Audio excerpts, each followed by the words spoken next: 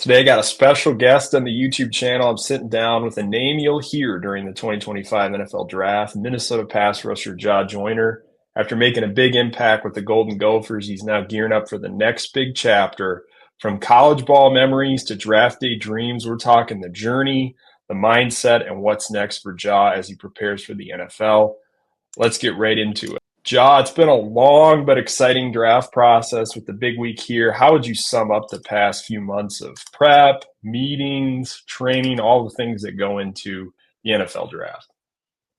I'll just say it's been a journey, just like my high school career, just like my college career, has been a journey, and it's been a crazy one at that. With all the training and all the expectations with the combine and expectations with the pro day, and it's just a lot of eyes on you throughout that process. So, but it's been a blessing. It's been an honor to go through it, honestly, and just glad to be here. I think this is a great week for reflection. Seeing a dream become a reality. We all remember when we first started falling in love with football. When did that start for you back in the day?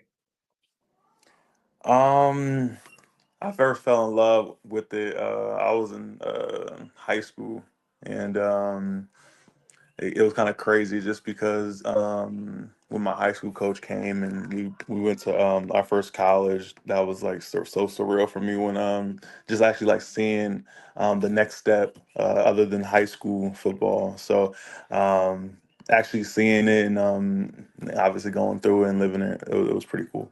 Your high school coaches played a big role in your development. How much did they change the trajectory of your life as you prepare for this big moment? And they kind of share a piece of this with you.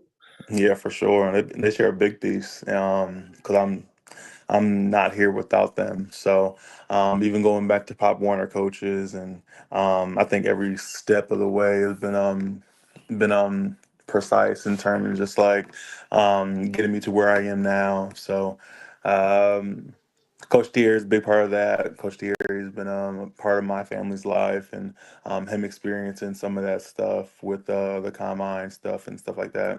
Pretty special. Your pass rush arsenal and ability to set things up really evolved a lot over the years. How big of a role did film study play in that growth? Yeah, it's been a big part. And when I first got to Minnesota, I really didn't look at film in terms of just dissecting pass rush and dissecting offensive tackles and stuff like that. So when Coach Debo got there, and really taught us how to like really just study offensive tackles, really study the game itself. It's been really good, and using that at the Senior Bowl, using that now the next step is going to be in my last couple of years using that all those games has definitely helped. And honestly, if you're a smarter player, a better player, so I think that really helped me. What's the moment in a rush where you know you've won? Is it a certain step, a hand placement, getting to the top of the rush, flipping the hips, or just a natural feeling? When do you know you've won the rush? My get off is when I feel like I won the rush, because if you're hip to hip to the off the tackle, that means you beat them. So off my rush, if I have a really good get off, then I know I've won. Pass rushing is a little bit more rhythmic than people realize. It is there a specific moment during a game where you feel like your pass rush is in flow when everything clicks, you're setting stuff up? Is there a moment that you can pinpoint when you feel that flow? I mean, I feel like tackles get tired a lot quicker than us, so um, usually it happens later in the game and kind of warm up my get off and stuff like that. Later in the game and stuff like that. And my adrenaline's going and stuff like that. So that's really, I feel like, where I really feel. When you're facing a top tier tackle, how do you mentally prepare yourself to outsmart them, knowing they're also studying every move you've made on film and you're trying to pick up on their tendencies as well? Yeah, I think the best tackle that I faced last year was Hollins, and he's from Rutgers. So knowing that he was a big off for the tackle and just using his weaknesses and against him, and using his strengths against him as well. Big long guy. He's more so he can actually move his feet as well. So I think that was bigger challenge for me last season, but it was a good challenge. And like I said, those guys they usually get tired quick. So yeah.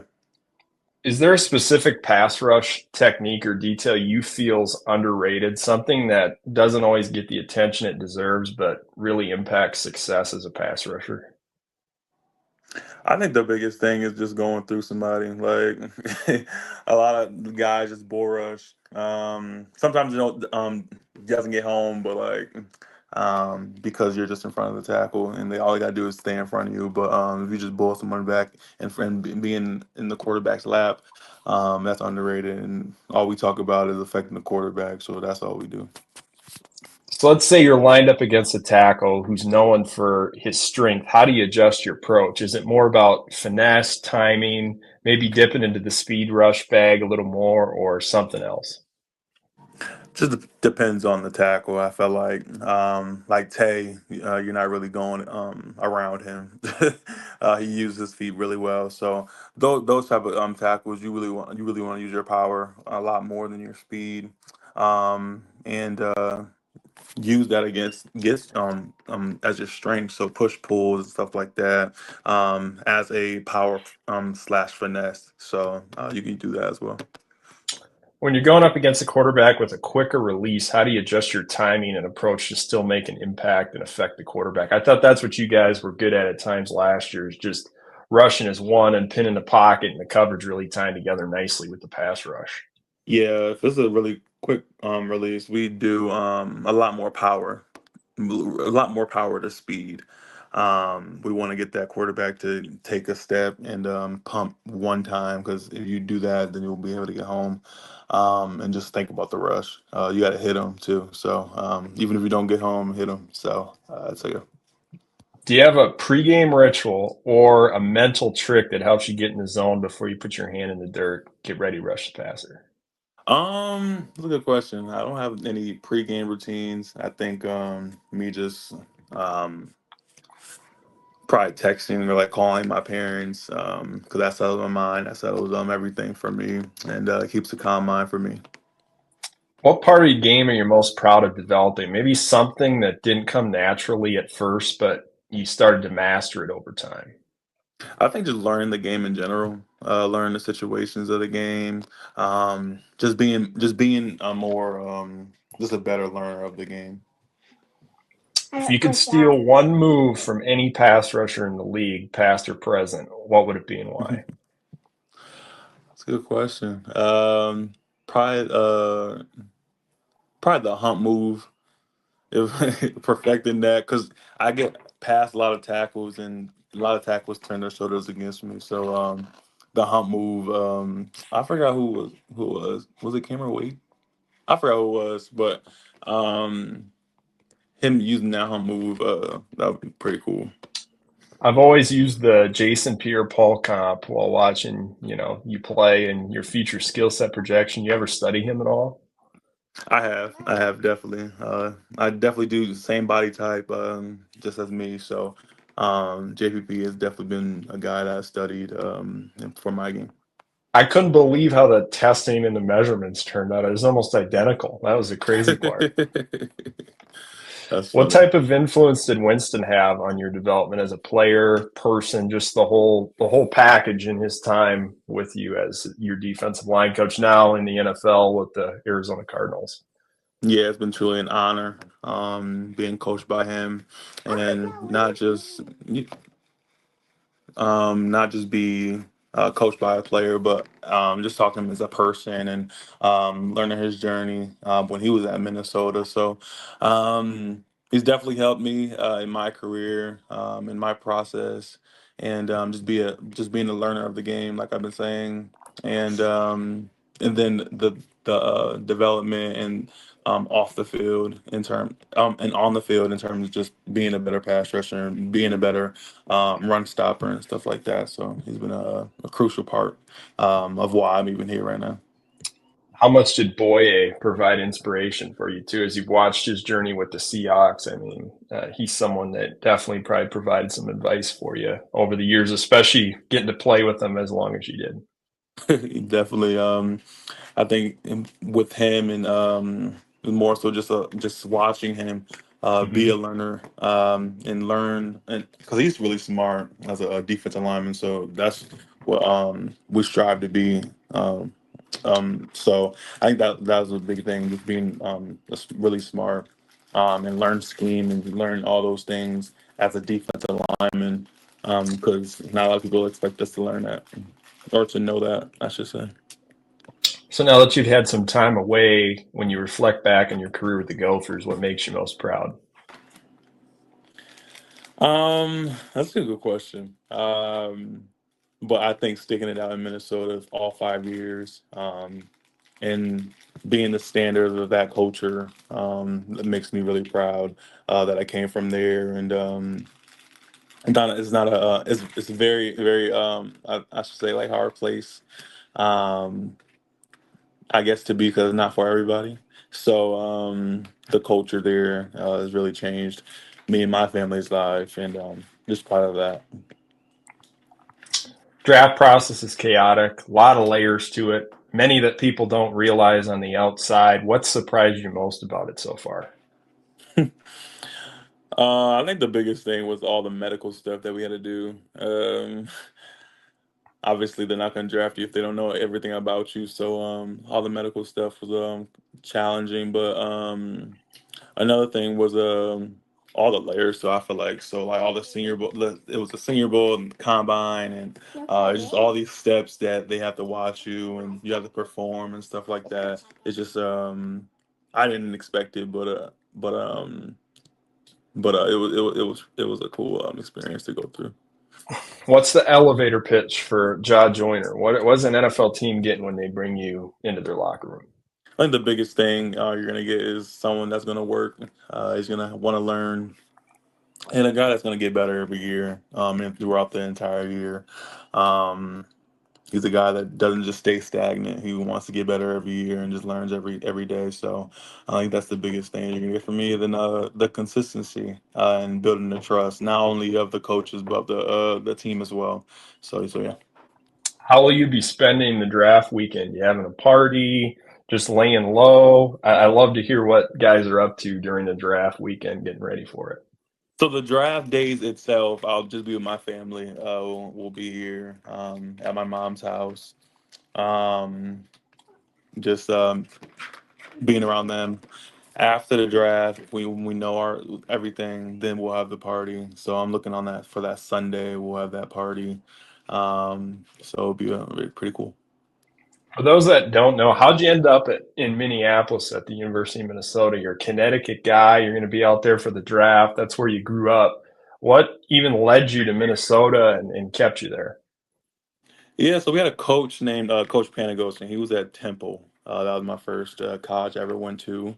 So I met him and Coach Collins' staff. So fast forward when I was getting heavily recruited, he was at Minnesota. He was D-line coach at Minnesota. So um, he he invited me to come to Minnesota and check out their official visit. I'm on the official visit. He leaves, so I'm out there. I never met Coach Fleck yet. I didn't meet any of the other coaches yet. So he leaves, and then Coach Fleck brings me to his office, and that's when he tells me the news that we're looking for a new defensive line coach and stuff like that. Um, but I fell in love with the city and fell in love with the culture. It was different than Connecticut. I never thought I would leave Connecticut and go that far, but I think I think Minnesota it just felt like home. And Coach Fleck was the D line coach at the time, recruiting everybody. So I had long talks with Coach Fleck and his family. So it was cool. Yeah, just think the end of that process was pretty crazy. I remember that, how Yeah, everything went so fast. If you hadn't taken that path, how different things could have looked. yeah, it would have been completely different. So I think everything happens for a reason, and I'm just happy to be here. What sold you when Coach Fleck was talking to you about, hey, that's why I want to play in Minnesota? Yeah, I think the biggest thing that I knew I wasn't going to be playing my first year when I got to college, and a lot of coaches were saying I was going to be playing and stuff like that. But I wanted to sit back and wanted to learn and wanted to grow my body. I was like 205, 215 coming out of high school. So being able to learn behind Big O, MJ, and all those guys, that year really helped me grow. That first 2 years, honestly, in Minnesota helped me grow and just get my body right, honestly, and learn the playbook and stuff like that. So those are really, really crucial. So when he talked about development and how he develops his players, that really sold me for real. Last question for you. Did you have a favorite NFL team growing up? Who were you watching out in Connecticut? I mean, you got no NFL team there. Which one are you going with? It's so funny because my mom's a 49ers fan. My dad's a Bills fan, and I picked the Eagles when I was a really young kid. So I followed them for when I was a little kid. Now. Well, all those teams would be excellent schematic fits for you. So, Mhm. like, one of you might be happy if you end up in Buffalo, San Francisco, or Philly. I'd like any of those landing spots for you. So that would be Yeah, great. it'd be pretty cool. Jah, thanks for your time. It's been fun following your journey. I remember you walking on campus. It feels like it was just yesterday, but you've been here a while.